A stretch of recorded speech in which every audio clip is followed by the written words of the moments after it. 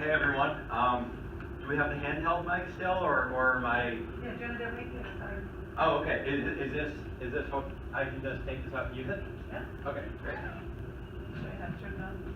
Just turn it on. I'll leave that to you. Thanks. Can everybody hear me okay? Yep. Okay, great. So, such a big day. So many things that can go wrong. And lots of things have. But that's okay, we're in this together, we're gonna figure this out together, and I'm gonna see what I can do to make sure you get something out of the next several minutes. Because my presentation that I had for you, it was very well rehearsed, I have to admit. It was very also PowerPoint dependent. And so I've got printouts of the slides, but you don't, so that's okay. So we're gonna figure this out. So how many of you are actually from MGH? Let's start with that. Okay, awesome. So I've been an MGH patient for a very long time. I've had 3 back surgeries here. And over the years, everyone that I've dealt with has been awesome. You know, that includes my surgeon, Dr. Cummins, the physical therapist, the occupational therapist who taught me how to tie my shoes again, the nurses. You know, everyone's been amazing. I don't know if any of you work directly with me. You probably wouldn't remember if you did, and I was too drugged up to know either way. But it means a lot to me to be back here because I feel like sort of in the spirit of good give and take, this is a chance for me to give something back to you guys. So I really appreciate that. My first back surgery, like I said, was over 20 years ago. It was back when I was an undergrad at Tufts. They found a tumor in my spine during the preseason tennis physical for the tennis team. And once I recovered from the operation, then I graduated with a double major in math and English, and I began working across the river from here in Kendall Square as a research analyst for the Department of Transportation. Pretty quickly, I realized, like, hey, the DOT is cool, but it's not exactly the right field for me, and so I spent some time trying to figure out what I wanted to do with my career, and ultimately I decided to go back to school to study nutrition at UMass Amherst. Then I did my internship over at Beth Israel, and then finally I became an RD. And at that juncture, honestly, I thought I was going to be amazing at it, and I'll tell you why. Because the way that I saw it, the basis of nutrition was really biology. And biology was essentially chemistry. And chemistry boiled down to physics, and physics is really math. And who had a math degree? I had a math degree. So, you know, plus I had that experience as having worked as a research analyst. I've been an athlete myself for a long time. I've worked on the side as a personal trainer. So I felt like I had all the background and education that someone would need to be a really good dietitian. So, you know, whether you're talking about, you know, calories in, calories out, or the, you know, the Krebs cycle, you know, grams of this, grams of that, medical nutrition therapy, what have you, I felt like if it had been taught to me, you know, I had learned it, and I had learned it well. And so I thought I was going to be a star at this. When I first started working, you know, my initial patients, they thought I was pretty good too. You know, they primarily came to me looking to lose weight or to change their body composition, and the vast majority of them did. You know, they were thrilled with their results. Some of them called me a guru, and they referred their friends. Now, everything seemed cool, but then pretty quickly I began to notice a pattern in terms of the weight loss would plateau and then reverse. And when this would happen, patients would be looking to me for the answers, because after all, I was the one who helped them lose the weight in the first place. But the truth was that I really had no answers, because based on my schooling, what I was doing should have been working. So what was the problem? I had no idea. I remember I'd get my patients up on the scale for a weigh-in, or I'd get them on the table for body composition testing, and I remember how nervous they would be. But what they didn't know is, like, I was like right there with them. Like, I was like super nervous myself, you know, just really praying that the numbers would be to their liking, because if they weren't, I really had no idea what to do about it. I was really at a loss. Despite that high opinion that I had of myself when I first became an RD, I quickly realized the truth, which is that I kind of sucked at being a dietitian. You know, I got into nutrition because I wanted to help people, and I realized that I wasn't doing anything of the sort. I started to feel like a fraud because I honestly was. You know, I thought I had all the answers. My patients thought I had all the answers, but the truth was that I had very few of them. So right around the time that I was having this professional crisis of sorts, you know, really questioning everything that I was doing, my wife, who's also a dietitian, she was going to MEDA, the Multi-Service Eating Disorders Association, for a peer supervision group. So I decided to tag along. So the way that it worked was probably like most supervision groups would go around and talking about our more challenging cases so that we could get support from one another and then go back and be in a better position to help our patients. So I began talking about the pattern that I was seeing with weight regain and saying like, hey, I have no idea what to do about this. And the group leader, she told me, well, in approximately 95% of cases, people regain the weight that they lose. And in about 60% of cases, people end up heavier. And my initial reaction was, come on, there's no way that's true. Like if that was true, they would have taught me that in school, and I learned everything they taught me in school, and they didn't teach me that. So I began talking to other people, seasoned dietitians, people who have been in the field much, much longer than myself, people who I respected and knew, and to my surprise, they were like, yeah, that's true. But still, I was skeptical. So they provided me with research. They gave me articles, such as one from the New York Times, which I'm going to have to read you because out of everyone in this room who has a slide, I'm the only one who has a slide. So let me pull it up real quick and let me read you what they have to say. All right, so according to the New York Times, quote, after 2 days of testimony from leading obesity specialists, the panel said it had found no good evidence that any currently popular methods of voluntary weight loss had much chance for long-term success. In fact, what evidence the panel could find suggested that 90 to 95% of dieters regain all or most of their hard-lost pounds within 5 years. So it seemed that despite what they taught me in school about calories in and calories out and eat less, exercise more, and all that stuff, it turned out that no one had actually demonstrated that they knew how to create long-term weight loss and more in a small fraction of the people who hope to achieve it. So very clearly, I still had a lot to learn. So I began talking with more colleagues and doing the reading that they suggested. Books like Beyond the Shadow of a Diet, Intuitive Eating, Health at Every Size. My wife and I, we joined ASDA, the Association for Size, Diversity, and Health, which enabled us to network with colleagues all over the planet.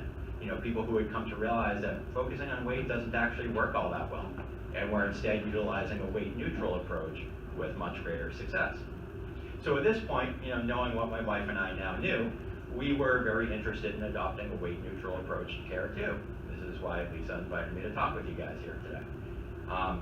If you're like me, maybe you had some interest in it too. Maybe that's what brought you here today. But shifting gears isn't that easy, right? Because from a patient perspective, announcing you're suddenly going to take a totally different approach risks your established patient pool, which therefore can risk your livelihood. Bills don't stop coming while you take a step back and regroup under a new approach. The reality is you have to keep earning a living regardless. In a healthcare culture that's very weight focused, announcing that you're going to take a weight neutral approach not only risks patients, but it can risk your referral sources. It can risk your professional credibility. It can even risk your job. I used to work at a medical clinic where there's absolutely no way my bosses would have ever tolerated me advocating for weight neutral care. They're making so much money off of weight loss programs, supplements, and medications, they would never let me get away with that. Even senior clinicians, those in managerial roles, those who you would think would have the power and the freedom to be able to change, well, change isn't easy for them either. You think about it, like book deals, grants, the existence of clinics, all these things that are built up, all revolving around a given approach, a professional identity, it's built up over years and years. And so suddenly announcing that you're going to change direction risks all of that. So while I stand here today, I'm very conscious of the fact that my wife and I were very privileged and lucky. Circumstances and opportunity just came together at the right time that we were able to make the switch. Because certainly not everyone is able to, at least not on the timetable or maybe at the scope that you would want. Now that we have made the switch, we're very happy that we have. We found it to be much more useful for our patients rather than the weight-focused care that we used to do. Because like I said, focusing on weight and weight loss is generally a pretty fruitless task. But by taking a health at every size approach, we can bypass that and just go directly at whatever someone's health concerns are. So for example, if someone has, say, high cholesterol, high blood pressure, glycemic control issues, whatever the case is, well, we can use medical nutrition therapy to just address those things directly, as opposed to trying to use weight loss as some sort of intermediary or proxy. If someone's looking to improve their athletic performance, well, we can use nutrition interventions to just directly improve their athletic performance, as opposed to hoping that weight loss is going to somehow translate to, improved speed, agility, flexibility, endurance, when it might bring about a nutrient deficiency or an eating disorder. Weight-focused care is particularly problematic when dealing with eating disorders, some of which are brought about by concerns about body size and weight in the first place. You know, if you're talking with an anorexic patient, you say to them like, you know, hey, I'm gonna help you regain some weight, but not too much weight, well, you're reinforcing weight stigma. You're colluding with the eating disorder voice, thereby hindering care. Whereas in contrast, if you take an approach and incorporate size acceptance, as Health at Every Size does, you set the stage for much better recovery. Now, when we think about the problems with weight-centered care, we often think about the impact on people at the larger end of the spectrum, for valid reasons. But what we don't often think about is the impact that it has on thin people too. We don't talk about that very much, so I want to talk about it now.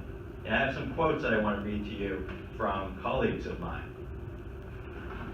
This first one, if I can find the page, is, oh wow, I can't believe I almost flipped to it on the very first try. It's from a colleague who practices out in Oregon. And she says,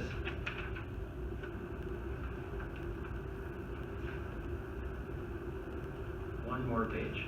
All right, here we go. So a dietitian who practices out in Oregon, she said, I think there are a good number of people at the lower end of the weight spectrum who have undiagnosed sleep apnea. I have a friend who was exhausted for years, did lots and lots of testing, and yet because she was thin, they never tested for sleep apnea. And sure enough, that's what it was, 5 years later. This next one is from an Australian colleague. She says, I know of thin and active people, including a close friend and my physio, who weren't tested for cholesterol, diabetes, hypertension, etc., because it was assumed they wouldn't have an issue when they actually did have very high cholesterol, hypertension, or diabetes. This last one is from a therapist who practices out in California. She said, I have also had many clients tell me that because their bodies look healthy, their providers would say, whatever you're doing, keep it up, even though they were throwing up, abusing laxatives, compulsively exercising, etc. To a one, they talked about how utterly lonely they felt, and how it confirmed that the world did not care what was really going on with them, as long as they just kept up appearances. So, as a thin person myself, I've had doctors make assumptions, incorrect assumptions about my eating habits based on my size. Whereas fat patients of mine tell me stories about how they go to the doctor and receive unsolicited nutrition advice, things like lay off the bread basket without even them first inquiring about their bread consumption. Doctors are pretty different with me. You know, they might still bring up nutrition, but then they often very quickly stop themselves, citing not my profession as a dietitian, but rather my frame, because they assume that because I'm thin, I must already be eating exactly how they would have told me. I mentioned I've had 3 back surgeries here, the first one being over 20 years ago. I remember going to my neurologist for a follow-up appointment, and I remember him telling me to, quote, stay skinny, and telling me that if I ever thought about slacking off in terms of physical activity, to remember this conversation I was having with him. And you better believe I remembered it, because it ended up triggering an exercise addiction that took me over a decade to resolve. And all those years, I'd go to him for follow-up, I'd go to other doctors, and they all looked past blatant red flags that I was having a problem. You know, I exercised with 104-degree fever. I fell off my bike one day, fractured my spine in 4 places, and the next day I was at the gym. No one saw a problem with that, because hey, you're thin, so keep up whatever you're doing. My PCP, I love the guy, but like Lisa was saying, he's very reluctant to order labs because he sees a thin guy in front of him and he tells me, I have 0 concerns, is what he always says to me. Whereas I know my family history. There are certain things that I want to keep tabs on. So every year I go back for my physical and we go through the same song and dance about renegotiating what labs are we going to test. Professionally, I have patients who make assumptions about my ability to help them. They assume that because I'm thin that I must know the secrets to getting thin and staying thin myself. I mentioned I used to be a personal trainer. This is a huge problem in personal training, where our bodies are often seen as advertisements for our services. Not only is this a problem in that it creates a barrier to entry, and that people who might make awesome dietitians or awesome trainers are reluctant to get into the field for fear that they're not going to be taken seriously since they don't really look the part. But it can also, you know, the presence of size-based bias in the counseling relationship can be a hurdle that needs to be worked through in order to do good work. It can mislead patients. It can make a patient think that the practitioner has a certain level of expertise or lack thereof. You know, the truth is that my size is mainly the product of genetics, privilege, and luck, really. I mean, despite that overconfidence I had when I first became a dietitian, the truth is that I still have a ton that I have to learn, and I really don't have any secrets, except for maybe one, which I'm going to tell you right now. And that is that a lot of my colleagues who are much bigger than me, you know, those who have trouble getting patients or referrals or even jobs, because who wants to see the fat dietitian? You know, obviously they don't practice what they preach, right? That's the garbage that people say. Well, the truth is, the secret is, that a lot of those clinicians, they might be way bigger than me, but they're also way better clinicians than I am. So Lisa and I, we're going to talk a little bit more about health at every size. I'm going to turn it over to her, and then I'm going to chime in and talk with you a little bit more about nutrition. But in the meantime, I want to say again, it means a lot to me to be back here today, and so thank you very much for your time and attention.